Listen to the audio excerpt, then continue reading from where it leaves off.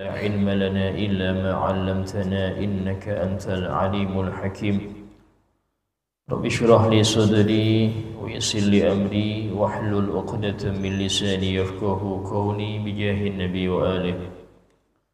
قال الله تعالى وقل رب زدني علما. وقال رسول الله صلى الله عليه وسلم طلب العلم فريضة على كل مسلم. وقال الإمام قطب إشهاد وصل بلاد العباد الحبيب عبد الله بن علوي بن محمد الحداد رضي الله عنه ورضي عنا به ورحمه الله ورحمنا به ونفعنا به في الدار آمين. وعليك بالتيمم في كل شأنك إلا في غسل النجاسات وإزالة الأقذار والدخول في المواضع التي من شأنها الاستقذار، فينبغي أن يفعل ذلك كله باليسار. وإذا عطست فاخفض بها صوتك واستر فمك وقل الحمد لله رب العالمين ولا تبصق إلا عن شمالك أو تحت قدمك اليسرى. وعليك, dan harus bagi engkau untuk selalu menggunakan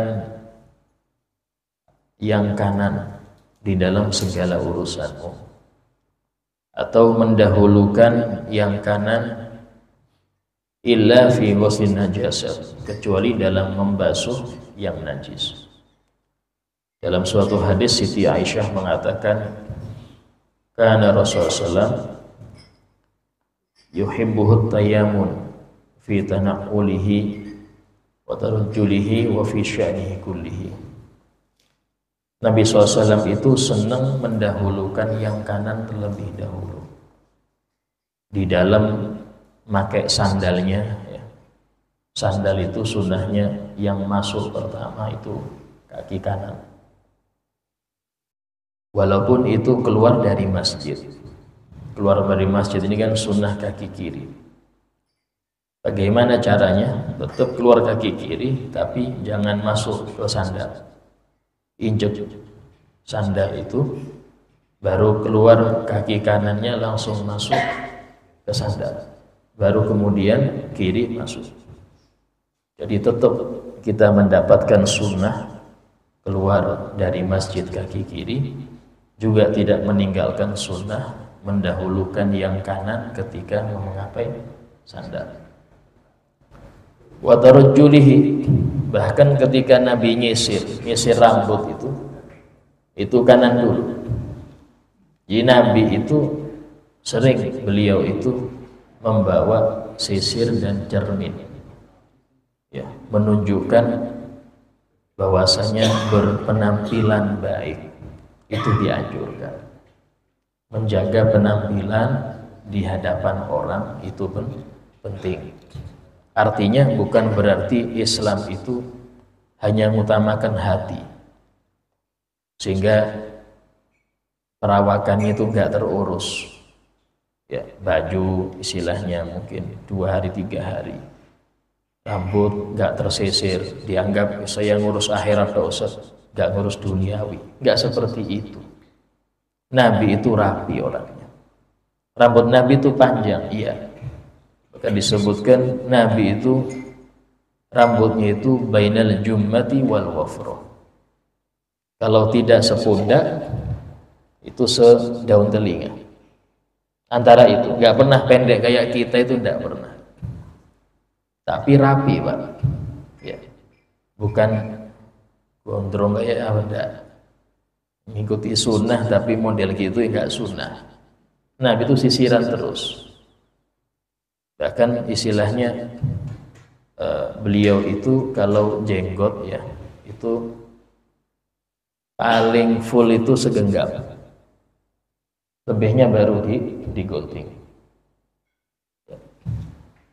Mencukur jenggot seluruhnya makruh. Bahkan dalam mazhab Imam Ahmad bin Hanbal haram. Dalam hadis Nabi SAW bersabda, "Qusus syawarib", guntinglah kumis. Di kumis ini sunnah digunting. "Qusus syawarib wa'aful luha", afu ini biarkan. Untuk jenggot biarkan.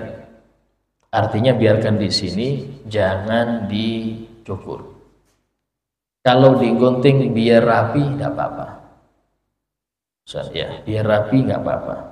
Biasanya tuh biar nggak berantakan nggak masalah. Bahkan Nabi itu sering meminyaki rambut dan jenggotnya, diminyakin. Jenggot Nabi itu ada kemerah-merahannya, ya.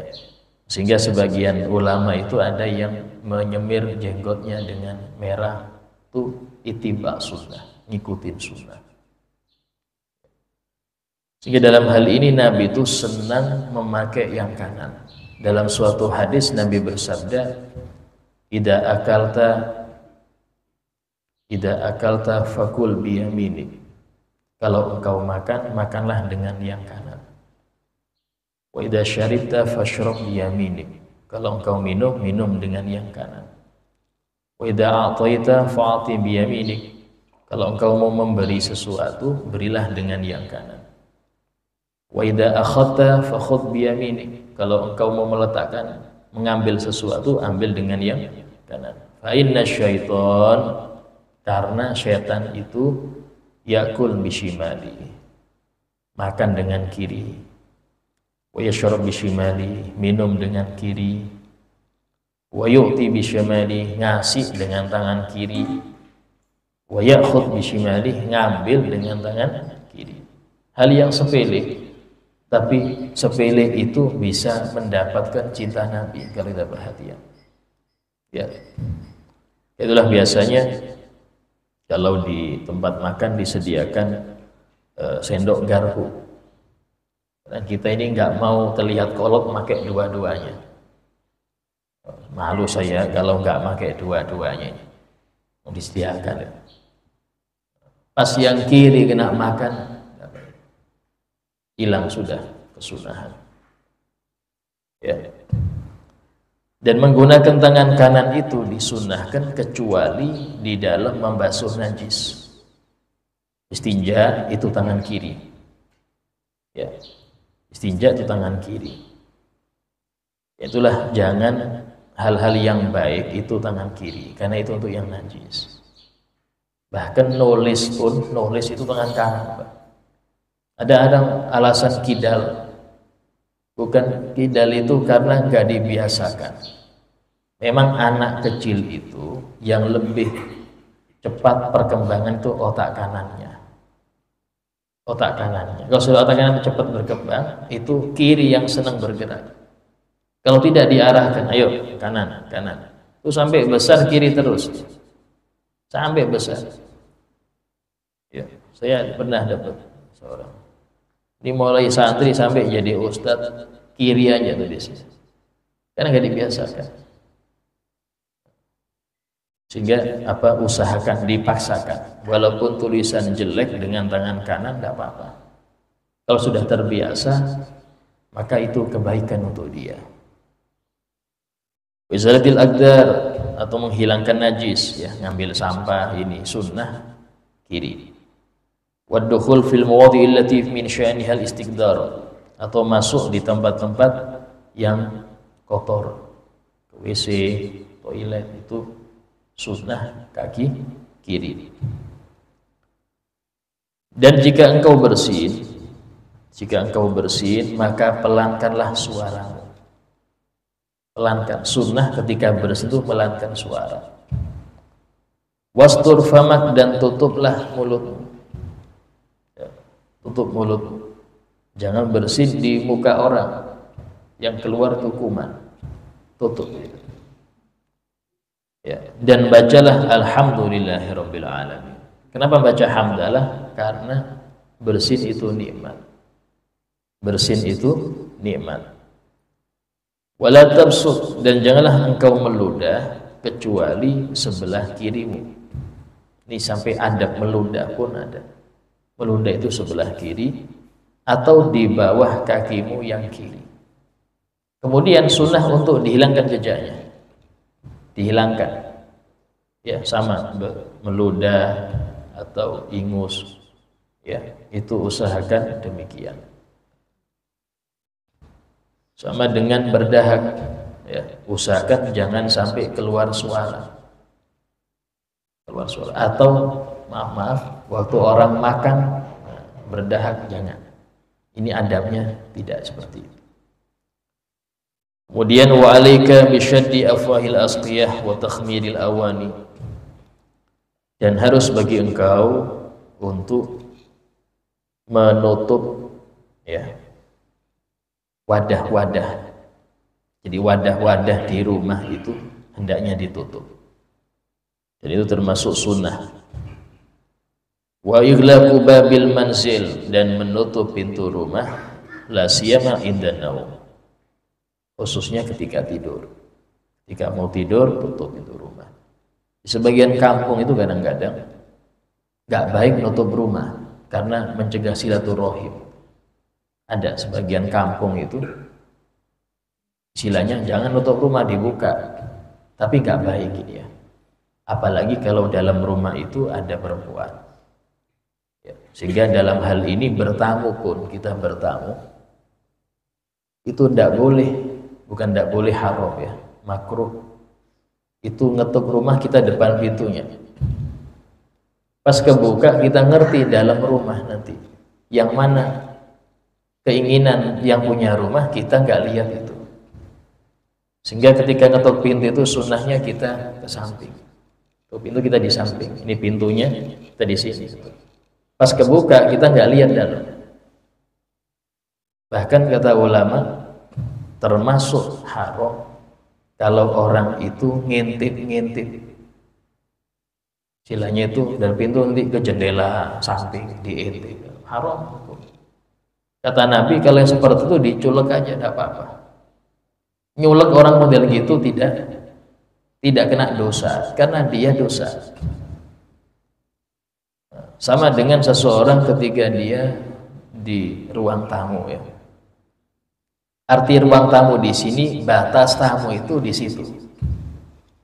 Batas tamu itu di ruang tamu. Ini assalamualaikum, ya langsung masuk dapur dia, ngecek apa.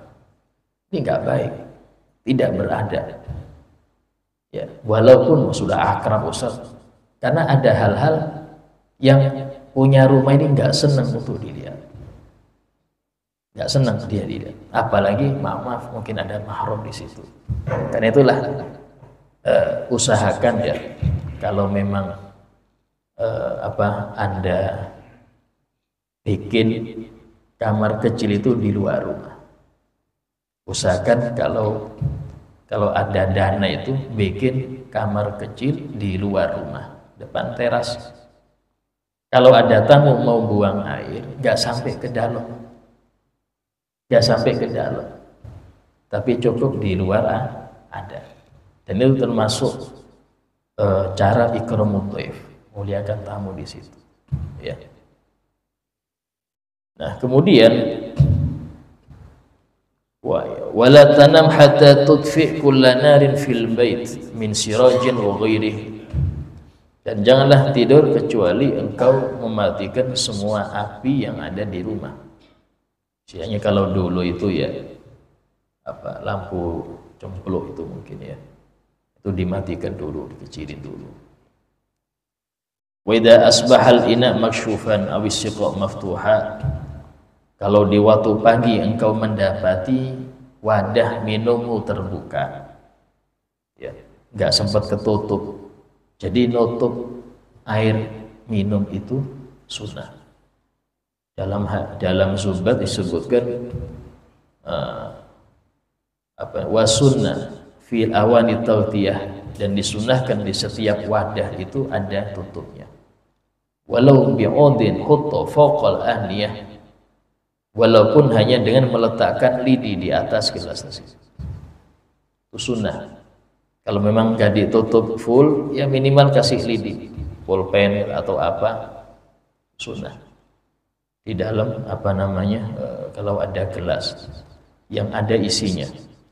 Nah, kalau seumpama sampai pagi gelas itu tidak tertutup, airnya itu yang di dalam itu tidak tertutup, fala tashurbil ma, jangan engkau minum itu, usahakan diganti aja. Wala tasta'milhu illa fima yusta'mal fil mutanajjis. Dan jangan engkau gunakan air itu untuk apapun kecuali hukumi dia seperti hukum air yang mutanajjis. Apa ya? Dibuang atau dibuat nyiram tumbuhan biar nggak mubadir. Ya. Dia suci, ya, tapi dalam menggunakannya ada berbahaya. Bisa jadi ini, bisa jadi itu. Ya. Kenapa demikian? Karena memang disebutkan oleh sebagian ulama bahwasanya ada malam-malam itu, tak tahu di malam keberapa dalam setahun itu bala turun, dan khawatir di malam itu turun. Sehingga kalau sudah turun, maka ada racun-racun yang masuk ke air tersebut. Sehingga afdolnya tutup. Afdolnya ditutup. Nah ini walidzalika, karena itulah Nabi SAW menyuruh kita untuk menutup wadah-wadah yang di situ ada isi airnya. Itu sunnah. Ya. Kemudian faslun. Wa alaika bitul muksi wa qasratil julus fil masjid bi niyatil i'tikaf. Dan hendaknya melamakan duduk dan memperpanjang atau memperbanyak untuk duduk di masjid dengan niat i'tikaf. Jadi i'tikaf itu hanya sah kalau di masjid, ya. Kalau di musola tidak sah. Apalagi musola yang kayak di bandara-bandara itu tidak. Terus bagaimana kita tahunya? Dengan niat daripada pewakofnya. Ini dari pewakofnya, maka disitulah hukumnya. Kadang ada orang, silahkan mau sholat di sini silahkan, tapi nggak diwakafkan, maka hukumnya bukan. Kayak pernah terjadi di berita itu, ada seseorang yang jual masjid di daerah mana rupanya, jual masjid ya, beberapa M. Nah, itu alasannya karena dulunya katanya dia tidak mewakafkan, cuman yang mau bikin ya silahkan, ini tanah dibikin aja tanpa ada ucapan wakaf, atau wakaf tapi nggak ketulis. Ini repot. Ini zaman sekarang harus ditulis. Ngutang saja harus ketulis, Pak. Kalau nggak ditulis, nggak mau ditagih dia. Nggak ada buktinya, harus tertulis, semua harus tertulis sama sekarang. Nah, dengan niat i'tikaf itu, seseorang walaupun tidur dia, itu pahala akan ngalir. Apalagi baca Quran, apalagi sholat. Di antara adab-adab i'tikaf, yang pertama mutatahhir. Dia harus suci dari hadas. Sunnah adabnya ya. Kalau nggak dilakukan ya tidak apa-apa. Itu sunnah-sunnahnya. Suci dari hadas. Kemudian tidak daudhu, tidak rame. Bahkan disebutkan bahwasanya berbicara hal-hal yang sifatnya duniawi itu makruh. Ya. Jual beli di masjid itu dilarang. Nabi SAW pernah melihat ada orang transaksi di masjid. Maka Nabi mengucapkan, la arbahallah tijaratan. Semoga Allah tidak memberi untung dagangmu. Kenapa? Karena masjid bukan dibangun untuk itu. Ya. Ada juga orang yang pengumuman barang hilang. Di masjid itu ada dia pengumuman, ayo siapa yang tahu unta saya, maka Nabi mendoakan, la raddallah dollatak, semoga Allah tidak mengembalikan barang hilang. Dari sini nggak boleh pengumuman barang hilang di masjid, transaksi di masjid. Kok ada Ustaz? Biasanya di sebagian musola atau masjid, khususnya waktu fitrah. Ya, waktu fitrah ada orang nggak mau bawa beras, bawa duit aja. Ini Pak, saya mau beli fitrah yang di sini aja. Oh ya silahkan. ini sekian jumlahnya, apa harganya sekian, ya saya beli aja. Nggak boleh. Nggak boleh dari dua sisi. Pertama, itu bukan milik dia. Nggak boleh menjual barang yang bukan miliknya. Ini fitrah orang kok dijual. Ini fitrahnya orang, nggak boleh dijual.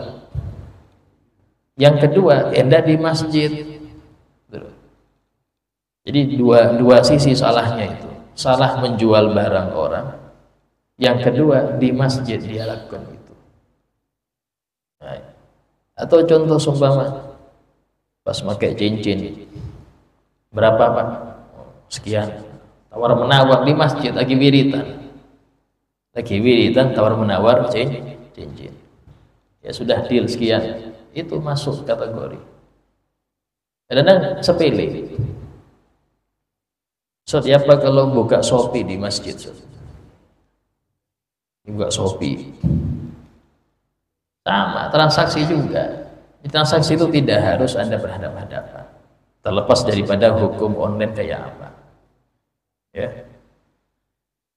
Kemudian di masjid itu ya, ada adab-adabnya. Di antaranya ya, dalam hadis Nabi bersabda, "Janlibu sibyanakum wa majaninakum masajidakum." Jauhkanlah anak-anak kecil dan orang gila dari masjid kalian. Jauhkanlah anak kecil dan orang-orang gila dari masjid kalian. Para ulama mengomentari, membahas hadis ini. Apa alasannya? Karena mereka tidak ngerti najis, sehingga khawatir bikin najis masjid. Yang kedua, tidak ngerti adab. Berarti boleh membawa anak kecil asal beradab. Boleh. Isinya ngerti adab, nggak boleh ngelewati orang sholat, nggak rame waktu orang sholat, boleh dibawa. Tapi kalau masih nggak ngerti adab, jangan dibawa. Atau orang tuanya yang jaga betul, aman. Kalau sama saya, nggak mungkin rame dia. Iya, sampai sholat dia rame. Nah, kalau sampai sholat dia tetap diam, nggak apa-apa. Kalau enggak usah. Sampai dia beradab. Kalau sudah dia beradab, silahkan bawa. Itu di dalam bagaimana hukum diantaranya di masjid. Ya, karena memang kemaslahatan umum itu lebih diutamakan daripada maslahat pribadi. Maksudnya, Ustaz, gini gitu. Ustaz, saya ini punya anak umur 2 tahun. Ya, nggak ada yang jaga di rumah. Kalau saya nggak ikut berjamaah, saya sholat sendirian loh. Tapi kalau saya ikut berjamaah, mau nggak mau saya bawa anak. Mana yang lebih saya utamakan? Sholat berjamaah, tapi resikonya anak saya rame, atau saya sendirian tapi aman di masjid? Nah ini. Jangan egois, utamakan maslahat orang banyak. Apa itu? Yaitu bagaimana masjid itu khusyuk dalam 5 waktunya berjamaah. Tidak apa-apa ada sendirian makdur, Anda makdur. Ada udur-udur, alasan-alasan yang dibolehkan orang nggak sholat berjamaah. Ada 17 dalam fikih. Di antaranya jaga orang sakit, ada tamu. Ya, hujan deras, itu udur-udur yang tidak masalah, nggak makruh dia nggak sholat berjamaah. Apalagi sampai ganggu yang lain, makdur, tidak usah. Atau seumpama nunggu istri pulang, nanti berjamaah sama istri, tidak masalah, tetap sah kok. Anda berjamaah di rumah tetap sah. Karena udur tadi, ada udur. Itu yang perlu diperhatikan. Jadi Islam itu tidak kaku ya. Semua hukum itu pasti ada pengecualian.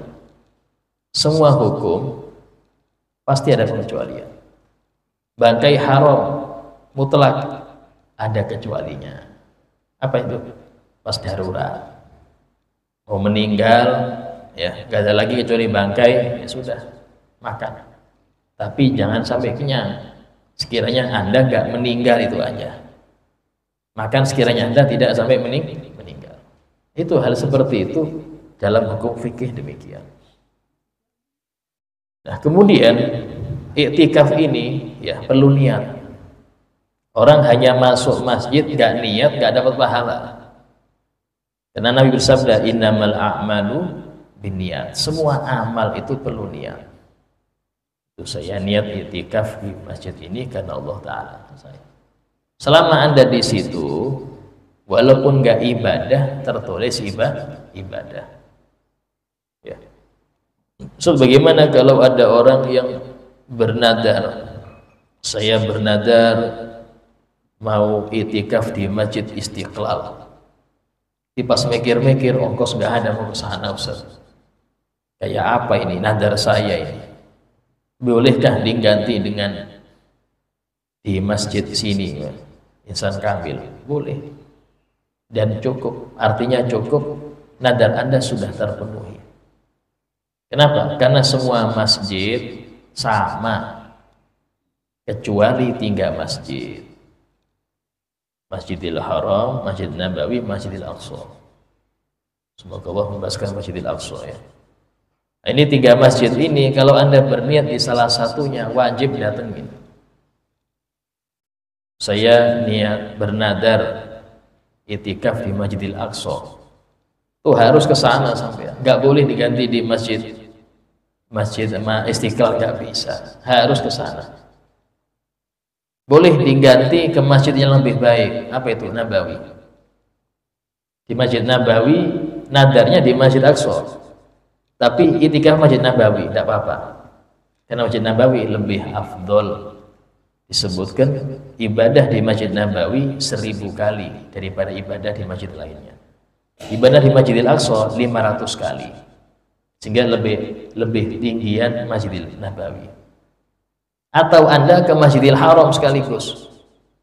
Nadarnya di Masjidil Aqsa, tapi iktikafnya di Masjidil Haram, tidak apa-apa.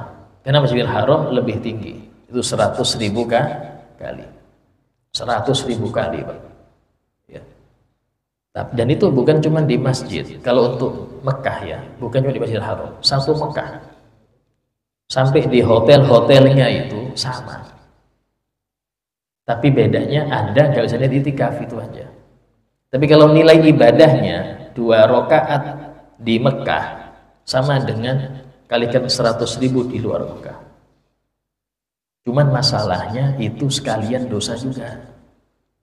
Ini loh. Anda ghibah di hotel.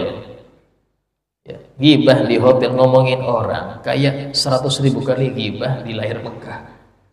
Coba sebanyak apa ghibah 100.000, Pak? Sampai berbuih mulut berarti. Dan itulah hati-hati di tempat-tempat yang dilipat gandakan amal, jangan berbuat maksiat. Kita di masjid nih. Ya, di masjid. Pas buka HP, jangan scroll yang haram ya. Bisa berlipat-lipat dosa. Bisa berlipat-lipat dosa. Kenapa? Ini tempat yang dilipat gandakan amal. Sahabat Abdullah bin Abbas, beliau itu bikin rumah di luar Mekah. Nanti kalau pengen sholat baru masuk Mekah. Dan saya pulang ke rumahnya. Tapi ditanya, kenapa wahai imam? Iya, takut pas aku dosa kali 100.000 kayak apa. Mending waktu pengen sholat masuk Mekah. Banyak ibadah, istighfar, ngaji, selesai pulang sudah luar Mekah. Ini cerdas orangnya. Karena memang banyak orang nggak ngeh di situ. Sehingga disebutkan oleh salah satu ulama mengatakan, seseorang yang bisa tinggal di Madinah atau Mekah itu nggak semua orang, harus yang ngerti. Kalau nggak ngerti, bala lebih banyak, bukan malah ketaatan. Karena maaf, selama 24 jam, kalau kita mau merenung ya, lebih banyak lalai daripada zikir. 24 jam kita itu lebih banyak nggak ingat Allah daripada ingatnya. Itu yang istilahnya yang normal. Lebih parah lagi, lebih banyak maksiatnya. Karena itulah kadang-kadang kenapa saya sampai terjadi orang berani mencuri depan Ka'bah, berani nyolek perempuan depan Ka'bah. Kok berani? Padahal orang mandang Ka'bah itu sampai nangis. Karena terlalu sering sesuatu yang agung, tapi kalau terlalu sering ditemuin itu kurang agungnya. Imam Nawawi dalam kitab Al-Idah mengatakan termasuk makruh umroh tiap bulan. Tiap bulan umroh itu makruh. Bukan makruh, berarti nggak boleh saja. Akhirnya jadi umroh itu hal yang biasa, nggak agung lagi. Kenapa ke Mekah? Ya pengen makan kebuli aja. Ke Mekah cuma makan kebuli, pulang lagi. Ini hal yang seperti ini terjadi nanti di akhir zaman. Seakan-akan umur itu sesuatu yang biasa, rekreasi aja. Rekreasi, dianggap kayak rekreasi, dan ini ibadah besar. Ya, untuk menanamkan masih agung ini Ka'bah jarang-jarang ada. Sehingga di dalam salah satu hadis Nabi itu pernah bersabda, agar kita ini tetap ada kecintaan dengan orang-orang yang kita cintai, zurhibban tasdad hubbah, jenguklah jarang-jarang agar bertambah rasa cinta. Keluarga itu kalau berjauhan saling kangen, Pak. Tapi kalau sudah serumah atau tetangga, biasanya ada aja yang diributkan. Ada aja yang diributkan. Tapi kalau jauhan, telepon, ya apa kabarnya, Masya Allah. Paling ketemu setahun sekali. Itu enak akur. Tapi kalau sudah bertangga, kadang rame, ya, ribut, macam-macam aja. Nah, itu diantaranya mengapa dianjurkan untuk jarang-jarang dalam hal-hal yang demikian. Dan di sini, fainal masajid buyutullah, karena masjid itu adalah rumah-rumah Allah, wa habbul biqa ilaih, dan tempat yang paling dicintai oleh Allah itu masjid. Di dalam hadis sebutkan khairul biqa masajiduha, sebaik-baiknya tempat di bumi adalah masjid-masjidnya. Dalam hadis disebutkan al masjid baitu kulli taqi, masjid itu rumah setiap orang yang bertakwa. Waqala sallallahu dalam suatu hadis Nabi SAW bersabda, idza ra'aitumur rajul ya'tadul masajid fashhadu lahu bil iman. Jika kalian melihat seseorang laki-laki yang terbiasa ke masjid, rutinnya dia itu ke masjid, maka saksikanlah dia orang beriman. Karena gak ada mukmin yang gak betah di masjid. Mukmin di masjid itu ibarat ikan di air. Orang munafik di masjid seperti burung di sangkar, pengen keluar aja. Kalau dibuka langsung hilang. Nah, itu pergambaran yang disampaikan oleh Nabi dalam satu hadisnya. Sehingga dalam hal ini ada seorang ulama mengatakan di masjid itu ada suatu rahasia, yang mana jika seseorang itu mendapatkannya, dia akan bingung, dia akan terheran-heran kalau ada orang lebih betah di rumah daripada di masjid. Tapi yang dapat ini jarang, ya. Yang dapat kayak gini jarang.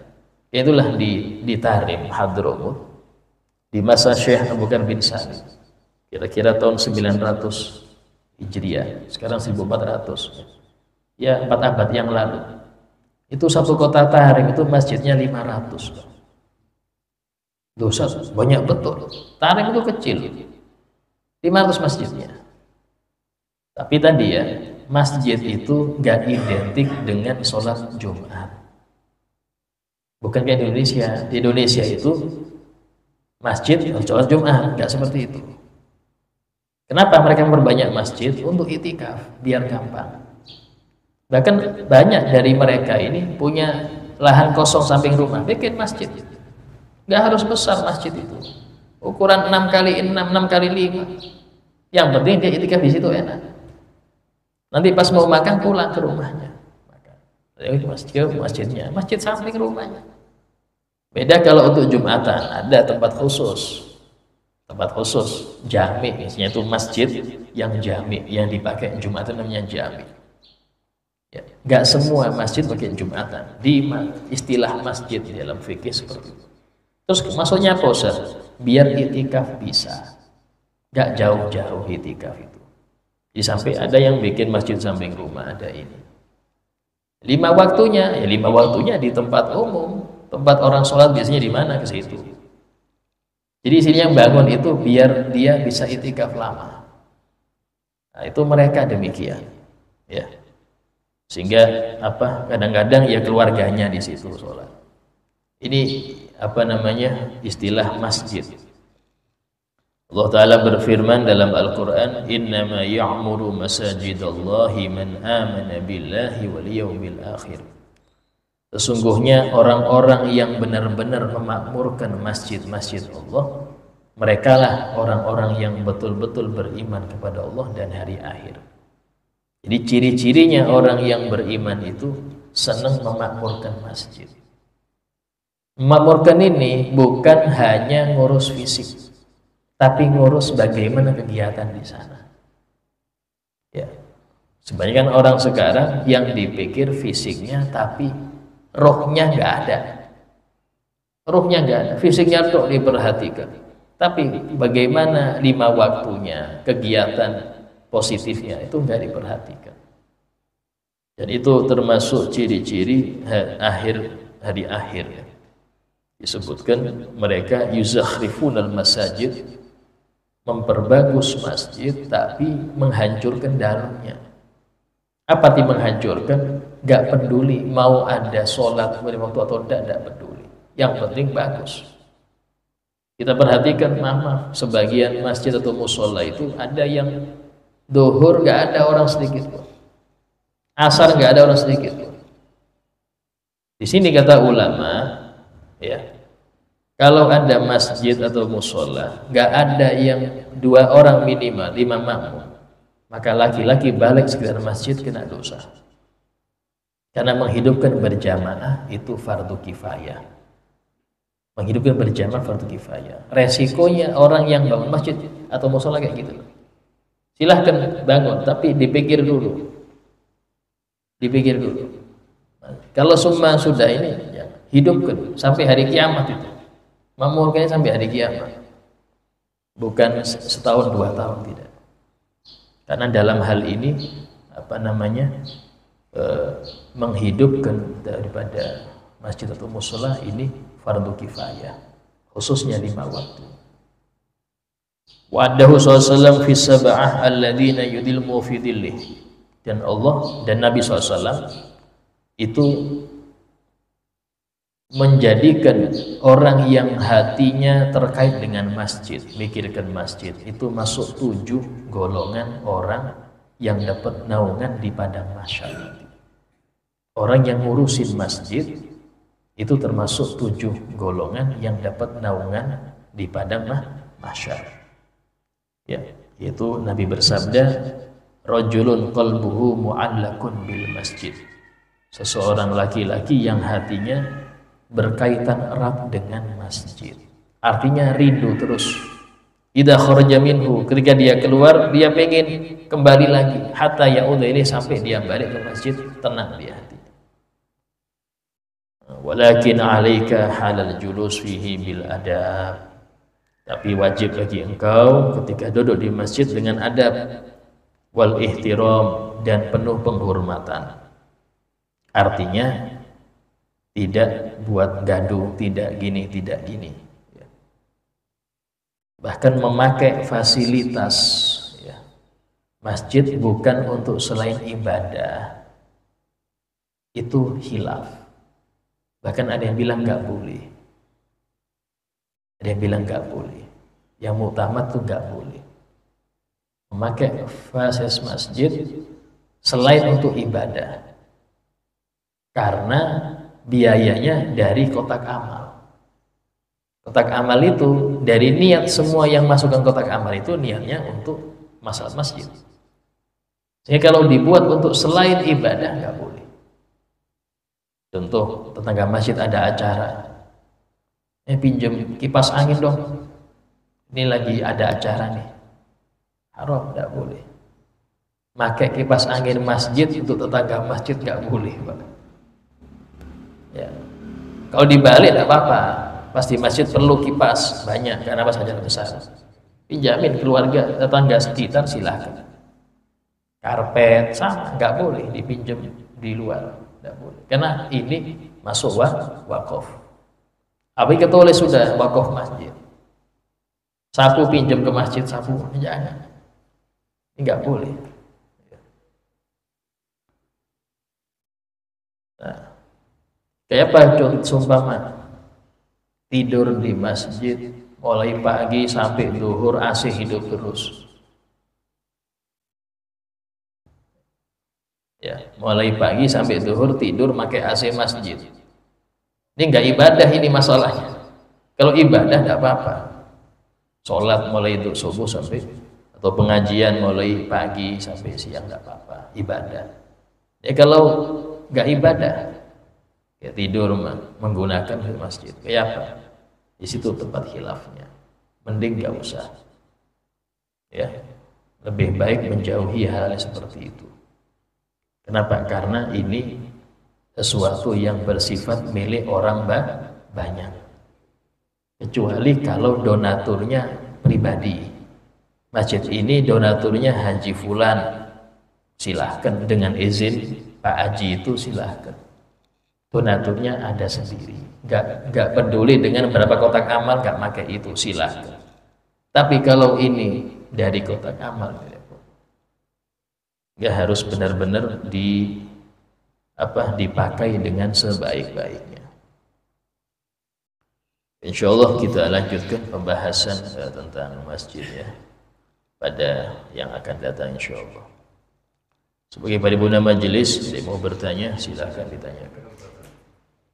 Oke. Assalamualaikum warahmatullahi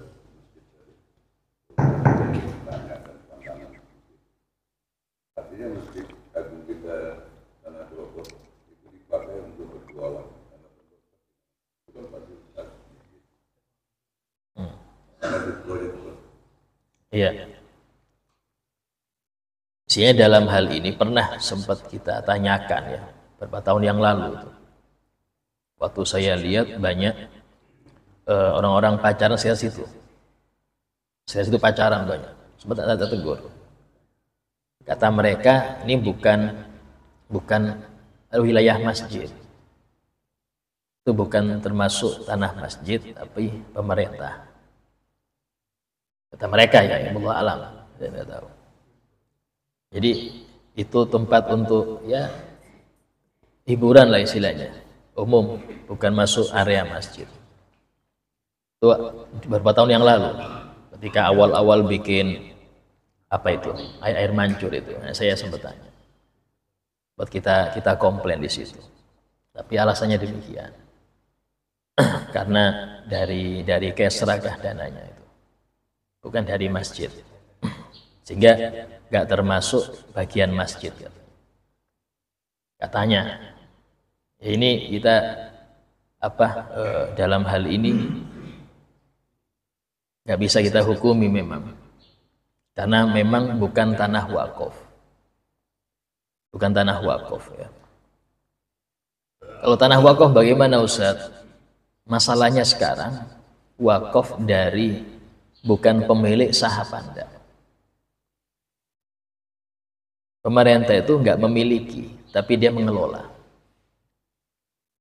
Bupati itu nggak memiliki, dia mengelola. Kayaknya itu jatahnya cuma 5 tahun. Sehingga wakafnya bupati nggak sah kalau itu bukan tanah dia. Ya.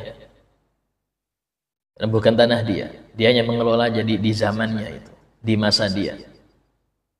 Ya dalam hal ini wakaf itu sah dari pemiliknya. Kalau bukan pemiliknya maka nggak sah. Itu yang muktamad. Wallahu alam pasti setiap pendapat itu ada khilaf itu sudah pasti. Cuman kita ambil yang muktamad di situ. Ya. Nah, seperti demikian. Monggo. Waalaikumsalam warahmatullahi wabarakatuh. masalah sholat Jumat, kita harus sholatnya di hari Agung, karena di Masjid Agung itu ada berdekatan dengan masjid di Kodim itu. Apakah tidak sah atau makruh atau haram itu kita di dekat Masjid Agung daripada yang ada di sekitar itu. Oh iya. Dalam madzhab Syafi'i ya, tidak boleh adanya 2 Jumat dalam satu area. Dalam Syafi'i, kecuali nggak cukup. Atau yang kedua, beda pemahaman. Atau yang ketiga, khawatir ribut karena bermusuhan ini, sehingga boleh untuk menjadikan 2 masjid, 2 Jumat, 2 masjid, 2 Jumat. Dan ingat, Jumat itu tidak identik dengan masjid. Walaupun di Indonesia seperti itu ya, Indonesia rata-rata masjid itu jadikan Jumat. Jadi sini nanti kembalinya kepada yang ngasih izin. Yang ngasih izin ini kadang-kadang nggak ngerti, wis izin aja, kebaikan izinkan aja. Perlu dilihat sekitar kayak apa, Ya, dalam hal ini kalau memang hal-hal yang seperti itu nggak ada, ya masjid masih muat, seumpama, ya tidak ada beda pemahaman, tidak ada keributan antar kampung situ. Maka di sini yang pertama kali takbir ihram dia yang sah. Jumatannya sah. Yang pertama kali takbir itu yang sah. Kalau yang terlambat ngulang duhur. Itu kalau sumpama di dalam satu area. Nah, satu area ini kayak apa ngukurnya, Ustaz? Ini yang bingung ini. Satu area ini kayak apa modelnya? Apakah satu RT itu dibilang satu area? Atau satu area itu satu kota? Kota pun itu ukurannya beda-beda. Ada kota kecil, kota besar. Ya, di Surabaya itu, ya itu kadang-kadang sebagian perusahaan bikin Jumatan sendiri. Dekat perusahaannya itu. Ini Jumatan, sini Jumatan juga perusahaannya. Untuk karyawannya, karena ribuan karyawan. Karyawan ribuan. Yang seperti ini hukumnya itu tidak bisa kita untuk mengaplikasikan madzhab Syafi'i yang muktamad, itu sulit. Kalau seperti itu banyak yang batal. Ya, sehingga dalam hal ini kebanyakan itu alasan yang pertama apa? Nggak cukup. Yang alasan nggak cukup. Artinya nggak cukup di sini. Kalau sampai meluber dia, silahkan bikin lagi. Sampai meluber silakan bikin lagi. Itu lebih ringan alasan itu. Ya, alasan itu lebih bisa untuk dijadikan alasan boleh bangun atau menggunakan Jumatan di lain tempat. Nah, seperti itu. Ya. Tanya lain? Iya. Untuk transaksi yang di masjid tadi itu di dalam kawasan virtual termasuk halaman masjidnya. Satu. Yang kedua, kalau toh itu yang di halaman Masjid Agung itu bukan hibah, tapi kenapa dia menutup jalan Andinovo yang milik umum itu? Tak perlu ditanyakan itu. Jalan Andinovo itu jalan umum, ditutup sama masjid. Dan di kanan kirinya samping pembebasan itu dilarang membangun ruko yang menghadap ke halaman itu. Perlu ditanyakan juga itu, Ustaz. Soalnya kalau dia bukan hibah dan masuk wilayah masjid, kan kita nggak boleh transaksi. Seperti yang kata Ustaz tadi. Iya. Terima kasih. Jadi yang dimaksud jual beli di masjid di tempat yang sah itikaf. di tempat yang sah i'tikaf. Itu adanya masjid. Masjid itu tempat yang sah i'tikaf. Berarti nggak sah i'tikaf di parkiran ya. Itulah boleh orang haid di parkiran nggak apa-apa. Orang haid di parkiran sambil nunggu suaminya sholat nggak apa-apa. Itulah halaman masjid nggak termasuk masjid. Karena boleh orang haid di situ dan tidak sah itikaf di situ karena dia bukan masjid. Jadi sini untuk jual beli di halaman karena bukan termasuk masjid tidak masalah. Yang menjadi masalah itu kalau di masjidnya. Ya. Adapun untuk bertanya, ya tanya sendiri lebih baik. Kalau saya nggak bisa mewakili ya, kayak biar jawaban lebih detail kalau bertanya sendiri, insya Allah.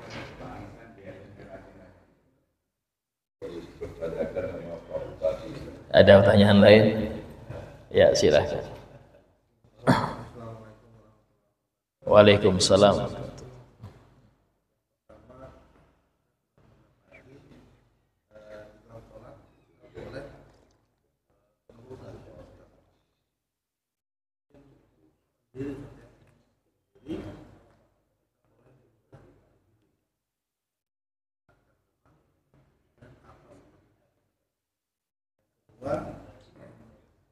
Apakah wadah-wadah air yang masih ditutup wadah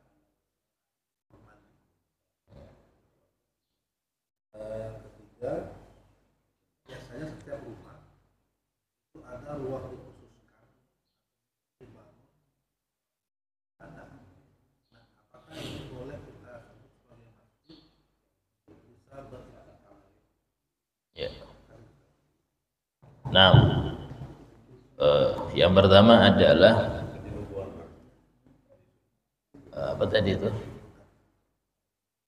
Oh ya, meludah di waktu sholat. Saya belum pernah dapat itu redaksinya. Cuman kalaupun boleh itu di masa ketika masjid nggak ada lantainya. Masjid nggak ada lantainya. Di Masjid Nabawi dulu di masa Nabi nggak berlantai. Sehingga meludah waktu itu, waktu sholat yang perlu meludah, tapi ditutup, diuruk nanti. Tapi kalau yang sekarang sudah berkarpet segala haram, bukan boleh lagi haram. Ya bakal mau meludah siapkan tisu. Tisu itu harus siap di kantong. Ya, saya siap tisu di kantong. Jadi mau waktu sholat itu, ketika Anda mau meludah, siapkan tisu. Khususnya bagi yang dia berdahak. Dahak itu kalau sudah keluar, batal ditelan. Mau nggak mau harus dikeluarkan. Mengeluarkan di mana Ustaz? Di kantong, nggak mungkin. Ya siapkan tisu. Najis, tidak, dia suci. Dia ingus. Ingus itu suci. Ya, tidak najis walaupun dibilang kotoran, tapi dia suci. Kotoran hidung, kotoran telinga itu suci. Terus kemudian yang kedua masalah mau menutup wadah untuk kamar mandi kayak apa? Kalau memang bisa untuk ditutup. Kalau bisa ditutup. Kalau tidak bisa, tidak perlu. Intinya itu tempat yang biasanya dipakai minum. Ya, bejana untuk minum. Itu sunnah ditutup. Ya. Terus kemudian yang ketiga tadi, menjadikan ruang khusus untuk sholat bagus, sangat bagus. Nabi SAW itu dalam riwayat sering datang ke rumah sahabat dan beliau tanya, di mana aku sholat? Karena biasanya tempat yang dipakai sholat oleh Nabi mereka jadikan tempat ibadah di rumah itu. Nah, cuman tadi apakah boleh mewakafkan tempat itu untuk jadi masjid? Apakah boleh mewakafkan bangunan khusus di rumah untuk jadi masjid? Sah, boleh. Tapi beresiko. Apa resikonya? Orang haid nggak ke situ, junub nggak ke situ, harus terjaga itu tempat. Saya punya rumah tingkat 3, saya wakafkan yang paling atas jadi masjid, boleh. Jadi wakaf itu nggak harus bentuk tanah. Ada wakaf ketika masih bentuk tanah, ada wakaf ketika sudah bentuk bangunan. Kalau sudah wakaf bentuk bangunan, maka bangunan itu hukumnya hukum masjid. Ya. Yang lain enggak. Yang tingkat pertama, tingkat 2 aman. Tingkat pertama mungkin jadi toko, kedua jadi rumah, atas jadi masjid. Tidak apa-apa, tidak masalah. Sehingga masing-masing hukumnya, masing-masing ada hukum. Ya seperti itu. Tapi kalau sajadah Ustaz jadi masjid tidak bisa sajadah, Pak. Ya harus tempat. Dan itulah untuk memudahkan para perempuan biar iktikaf. Sementara mereka ini kan memang disunahkan sholatnya itu di rumah. Tapi pengen iktikaf, ya tidak apa-apa. Anda buat ruang khusus atau bangun tempat khusus samping rumah. Ya ukuran nggak besar, 3x3 sumpama. Niatkan saya wakafkan tempat ini jadi masjid. Jadi masjid itu. Iktikaf sah di situ, tapi junub haram situ. Orang apa buat main anak-anak haram, jangan. Tidak boleh itu situ, tidak bisa. Nah, itu diantara hukum masjidnya. Alhamdulillah, ya, insyaallah apa yang kita dapat semoga bermanfaat. Insyaallah akan kita lanjutkan daripada kajian adab-adab di masjid pada yang akan datang insyaallah. Fatilah habina syafi'ila wa sallallahu wa fil dunub istuhiyub syukurub tahni qulub sul ahwal wal aqwal wal af'al bi jahi maula bilal sayyidina Muhammad sallallahu alaihi wasallam. Al-Fatihah. Bismillahirrahmanirrahim. Alhamdulillahi rabbil alamin arrahmanir rahim maliki yaumiddin. Iyyaka na'budu wa iyyaka nasta'in ihdinas siratal mustaqim siratal ladzina an'amta 'alaihim ghairil maghdubi 'alaihim waladdallin. Amin. Bismillahirrahmanirrahim. Alhamdulillahi rabbil alamin. Allahumma shalli wa sallim ala sayyidina Muhammad wa ala alihi wa sahbihi ajma'in. ربنا انفعنا بما علمتنا رب علمنا الذي ينفعنا رب فقهنا وفقه أهلنا وقرابتنا في ديننا رب وفقنا وفقهم لما ترضى قولا وفعلا كرما وارزق الكل حلالا دائما وأخل أنقياء لما نهضى بالخير نفى كل شر ربنا واصلح لنا كل شؤون قر بالرضا منك العيون وقض عنا ربنا كل الديون قبل أن تأتينا رسل المنون ربنا آتنا في الدنيا حسنة وفي الآخرة حسنة وقنا عذاب النار وصلى الله على سيدنا محمد وعلى آله وصحبه وسلم والحمد لله رب العالمين. السلام عليكم ورحمة الله وبركاته.